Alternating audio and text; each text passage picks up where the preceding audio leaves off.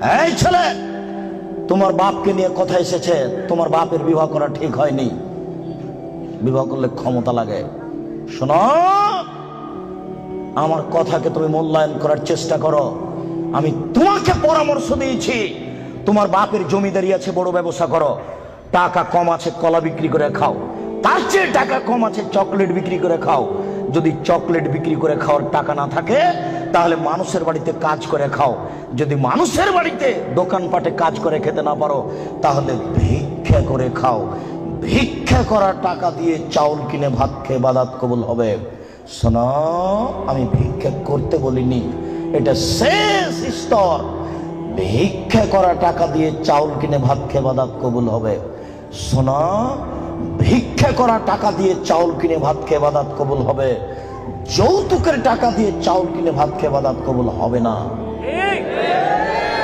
নাপিতকে ঘর ভাড়া দিয়েছ, ওই টাকা দিয়ে চাউল কিনে ভাত খেয়ে ইবাদত হবে না। নাপিত দাড়ি চাঁচে। এদেশের কোন ব্যাংকে চাকরি করে সেই টাকা দিয়ে চাউল কিনে ভাত খেয়ে ইবাদত কবুল হবে না। তুমি ধর্মকে পাগল মনে করো না কিছু। শোনো, কোন এনজিওতে চাকরি করে সেই টাকা দিয়ে চাউল কিনে ভাত খেয়ে ইবাদত কবুল হবে না। 1450 বছর পূর্বে তিনি বলেছেন, একটা লোক বিপদে পড়েছে, মাঠে আছে, বাইরে আছে, বিপদে পড়ে হাত তুলে আল্লাহর দরবারে প্রার্থনা করছে। মাতামো হারামুন, তার খাদ্য আছে হারাম। মালবাসও হারামুন, তার পোশাক আছে হারাম। মাশরাবু হারামুন, তার পানি আছে হারাম।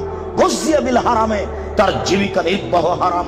আন্না ইস্তাজাল্লাহু, তার দোয়া কি করে কবুল হতে পারে? তার ইবাদত কবুল হবে না, তুমি মনে রেখো। শুনুন, তোমার বাপকে বলছি, শোনো, তোমার বাপ তোমাকে আর তোমার বোনকে, ছেলে মেয়েকে লালন পালন করবে বাপের জমিদারি দিয়ে। যদি সম্ভব না হয়, তোমার বাপ ছেলে মেয়েকে লালন পালন করবে কলা বিক্রি করে। যদি সম্ভব না হয়, তোমার বাপ ছেলে মেয়েকে লালন পালন করবে চকলেট বিক্রি করে। যদি সম্ভব না হয়, তাহলে তোমার বাপ ছেলে মেয়েকে লালন পালন করবে দোকানে কাজ করে, মানুষের বাড়িতে কাজ করে। যদি সম্ভব না হয়, তোমার বাপ ছেলে মেয়েকে লালন পালন করবে ভিক্ষা করে। তোমার বোন গার্মেন্টসে আসলো কেন বলো তুমি? তোমার বাপ ধর্ম দেখাচ্ছে? আমি মনে হয় কথা বুঝাতে পারলাম না। তোমার বাপ তোমাকে আর তোমার বোনকে কিভাবে লালন পালন করবে শেষ পর্যন্ত? ভিক্ষা করে। তারপরে তোমার বোন গার্মেন্টস আসতে পারে না। আমি বুঝাতে পারলাম না। তোমার বাপ শেষ পর্যন্ত তোমাকে আর তোমার বোনকে কি করে খাওয়াবে? ভিক্ষা করে। ভিক্ষা করা অপছন্দ, তবে যায়। আমি কখনো ভিক্ষা করতে বলিনি, তবে ভিক্ষা করা যায়, যেটা হলো উপার্জনের শেষ পথ। আমি মনে হয় পথ বুঝাতে পারলাম না। শোনো, তোমার বাপকে আল্লাহ রাসূল 5টা দিয়েছেন নীতি। 5টা ক্ষমতা থাকলে বিবাহ করো, তাছাড়া করো না। 5টা ক্ষমতা থাকলে বিবাহ করো, তাছাড়া করো না। 1, যে মানের খাচ্ছ সে মানের খাওয়াবা। 2, যে মানের পড়ছো সে মানের পড়াবা। 3, কখনো স্ত্রীকে কটু কথা বলবা না। স্ত্রী রান্না করে দেয়, ঘর বাড়ি ঠিকঠাক করে দেয়, স্ত্রীর সাথে মিলে শান্তি পাওয়া যায়, তার মুখের উপরে মারো কি করে কাপুরুষ? তাকে গালি দাও কি করে? ও তোমার সব, তোমার শান্তির মাধ্যম। তুমি তার সাথে মেজাজ কড়া করে কথা বলো কি করে? আল্লাহ রাসূল বলছেন, খায়রুকুম খায়রুকুম লিআহলি ওয়া আনা খায়রুল লিআহলি।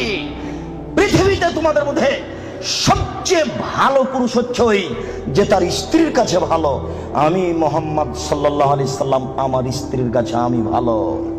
বহুত কামিনা পুরুষ হচ্ছে ওই যে স্ত্রীর কাছে খারাপ। আপনি স্ত্রীকে গালি দেবেন কেন? আপনি স্ত্রীকে কটু কথা বলবেন কেন?